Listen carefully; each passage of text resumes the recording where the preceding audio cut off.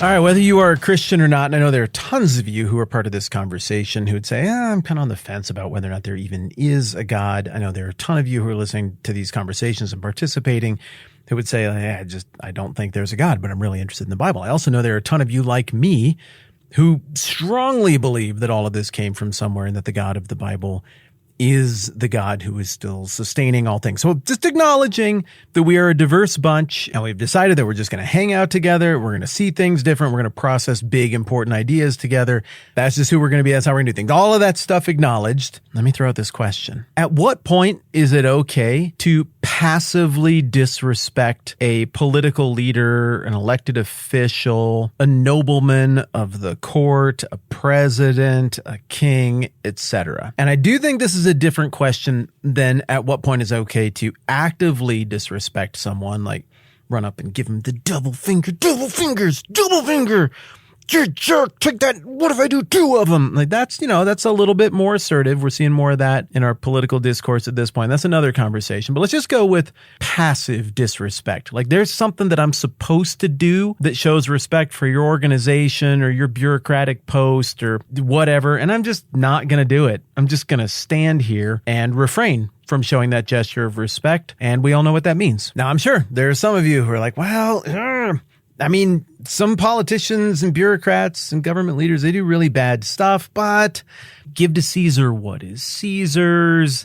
If you owe somebody respect, give them respect. If honor, then give them honor. There's nobody who's been put in a position of authority except for by God's will and providence. And you look at that and you're like, if the protocol demands that you stand up or salute or spin around or make a gesture or whatever to show honor to someone in some sort of leadership position in a government, then you had better do it. I'm guessing there are others of you who are like, seriously, you're just talking about not doing some sort of gesture of respect and just letting it pass by, like not cheering when you're told to cheer, or not saluting when you're told to salute, or not putting your hand over your heart when you're all supposed to put your hand over your heart. Oh, well, yeah, whatever.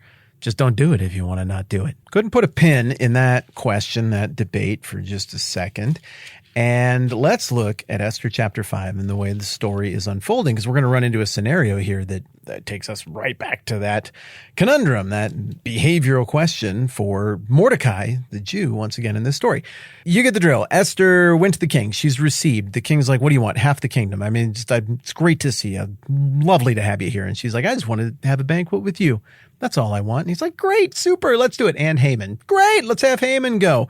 Everybody's super happy about it. They go right over to the banquet. The king's like, all right, same question. Up to half the kingdom. What do you want? What's going on here? And the queen sizes it up. It's like, for some reason, this either was my original plan not to do it right now, or this thing was always designed to be a read option, and I can see the linebacker sniffing this out. Yeah, we're just going to go abort. I'm going to choose the second banquet option, and that's going to be my answer to the king. We're going to do a second banquet. I want one more banquet, and then I'll tell you. And the king's like, oh, goody. This is great. Let's do a second banquet.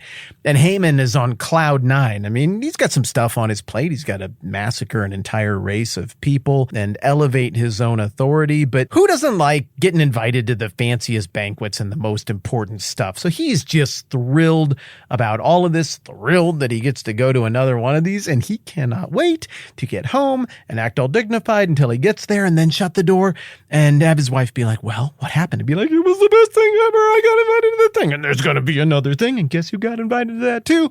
This guy! And then they're going to pump their fists and stomp their feet because they're so excited about how things are going, and they'll open the door and they'll be all dignified again. That's what Haman has ahead of him for the evening. So he's leaving there in just the best of spirits, and then, in fact, that's what the passage says, Esther chapter 5. But there's going to be a fly in the ointment. Here's how it goes. Esther 5:9. Haman went out that day happy and in high spirits, but when he saw Mordecai at the king's gate and observed that he neither rose nor showed fear in his presence, he was filled with rage against Mordecai. Nevertheless, Haman restrained himself and went home. Okay, first of all, let's give props where props are due. Good job, Haman, You kept it together. You had the good social sense to know that you're going to look like a fool. You're the lion in this equation, and you don't want to be roaring at a mouse and worrying about its opinions in front of other people.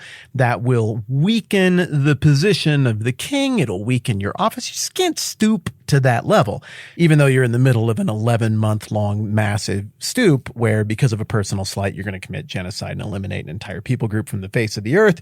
But it's different because you did the paperwork on that one. And because the paperwork was there, it's politics. Like, there's only so mad you can. I mean, it's not even immoral. It's just a bill that got passed. I mean, it's different somehow, or at least I guess that's how we're expected to think. So good job, Haman, not melting down. But Mordecai, dang, this guy's not going to be budged. He's not coming around. He's not going to grovel in front of Haman to try to get Haman to change his mind. And it's amazing how much just one guy not standing up and falling all over himself about how great Haman is enough to wreck this day. Are you kidding me? You got invited to the Queen's banquet. You got invited to another Queen's banquet. This is a great day. But that guy, he wouldn't stand up. That's how he was being. He just sat there the whole time. Everybody else stood up and he wouldn't do it. Oh, that makes me so mad. It really is a comically impotent moment for Haman in that regard, but it also kind of flips the equation a little bit power-wise here, doesn't it? I mean, who really is the lion and who really is the mouse here? If Mordecai, not even by actively doing something, simply by doing nothing, just not doing anything, if he can instill in Haman such rage that ultimately is going to lead to some poor reactionary decision-making on his part that is going to play a role, again, I'd say providentially, in the whole unfolding of this story toward good ends. But let's go back to that question that we were talking about at the beginning with Mordecai. We don't know it's got to be the beginning of 3 here? Yeah, the beginning of 3. We don't know why Mordecai wouldn't acknowledge Haman when he came by in the first place. It set all of these events in motion. Theories about it. Some people just assume it was because somehow Mordecai is religiously pious. There's really nothing in the text to indicate that. I kind of wonder if maybe Mordecai was upset that he got passed over for a promotion that really should have been his. He saved the king's life. I mean, if that's the case, dude has a point. And then instead the promotion goes to this enemy of the Jews. Maybe that's it. Maybe it's just a personal beef. We can speculate all we want, but the text, the author of the book, just doesn't give us what we need in chapter 3 to say, here's why Mordecai wouldn't rise. But by the time we get to chapter 5, I think we've got a pretty good idea why Mordecai isn't rising. It's because of the whole genocide thing. And different people are going to respond to this kind of a slight, that's the understatement of the entire history of the podcast, in different ways. In the movie Whiplash with J.K. Simmons and a young Miles Teller, I think that's the story that introduced Miles Teller. Miles Teller's dad is played by Paul Reiser from Mad About You and 3 Minute, no, that's Ted Danson. My Two Dads, which if that came out now, it would probably deal with very different issues, but it was a sitcom in the 80s. And Paul Reiser is a pretty big deal, but he plays the dad in this movie Whiplash. And we learn a lot about him early on when he's sitting with his son, Miles Teller, in a theater, and somebody just rudely comes through and sticks their butt in their face, just cramming down the road, knocks over their popcorn and stuff. And Paul Reiser is a very passive man, and he apologizes to the person who knocks over their popcorn and is rude to them. And this is held out as the movie goes along as being very in contrast to the guy who works at the musical conservatory played by J.K. Simmons. And that's a good show. If you haven't seen it, I actually do recommend it. I don't remember if it's bad. You know what to do. It's the internet. You can figure it out. So you got that kind of approach to enduring a massive slight or a minor slight. And then the other approach I saw play out recently with Emily Blunt's character in Oppenheimer, who is disgusted that another character is willing to accept massive indignities, character assassination even, and then is willing to shake the hand of the person who did it. And when the time comes for her to have the opportunity to shake this person's hand, she's like, no. And she looks right at him and withholds the handshake. Well, which you think is the better idea is probably going to a little bit depend on your wiring. And I have to acknowledge those biases when I look at a passage like this and I'm like, dang straight, Mordecai, sit on your butt and do nothing, because simply by doing nothing, you expose what a clown, sham, power grab, megalomaniacal gesture of evil this is on the part of that insecure coward. Just because he gets fancy outfits, and just because everybody's supposed to say he's so important and so good because the proper paperwork was filled out and he was given a position that is made out of more proper paperwork, doesn't change anything about the fact that he is fixing to be a mass murderer, a genocidal maniac. And throughout history, we haven't always known what to do with people who commit massive human rights abuses but fill out the requisite paperwork on the part of the state. Stuff has to really rise to the level of shock and horror for the citizenry to come together and rise up and be like, nah, we're going to have Nuremberg trials over that. Usually, the political will does not exist to take that kind of an active step to say, okay, if you were a private citizen, obviously we would all pile on you, but it messes with our moral compass when the government does it and they fill out the requisite paperwork. And that's what's happened here. For me, and the way I'm wired, I absolutely love this scene.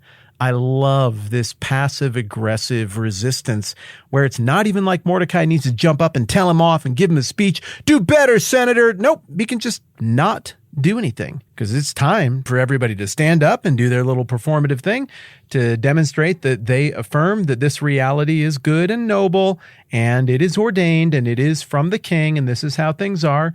But this reality is evil. I don't care how carefully you filled out the paperwork. I don't care how official your government is. Somebody is fixing to kill an entire race. That is bad. And I think it would speak to the weakness of Mordecai if he leapt right up and was like, thank you for genociding us, sir. Nah, just on a deeply personal level, this is probably my favorite Mordecai moment so far. He exposes just how absolutely frail and fragile this seemingly immovable monolith of the order of the man who bears the signet ring of the king. He exposes how weak this whole thing is. All it takes is me not standing and playing along with your silly game, and you lose your mind because you know that I know what you know, and that is that this is all a performative, frail joke. And if we don't play along, it becomes pretty evident to everybody that you don't actually have the kind of power that you hold yourself out as having. I think you and I can still get along great if you look at this scenario and you're like, nah, that wasn't shrewd. It might have felt good for Mordecai, but he probably should have just stood up and saluted the dude and not agitated him any further. And you could have a point. Maybe that would have been the shrewd thing to do. I also like that at some point, dude just said, no. Whichever way you view it, we're going to see the same thing in the coming verses, and that is that Mordecai's refusal to acknowledge Haman, which agitates him, motivates Haman towards certain decisions and actions that are going to play a major role in the good resolution of this very difficult situation. And we will look at more of that next time around. I'm Matt. This is a 10-Minute Bible Hour podcast. Let's do this again soon.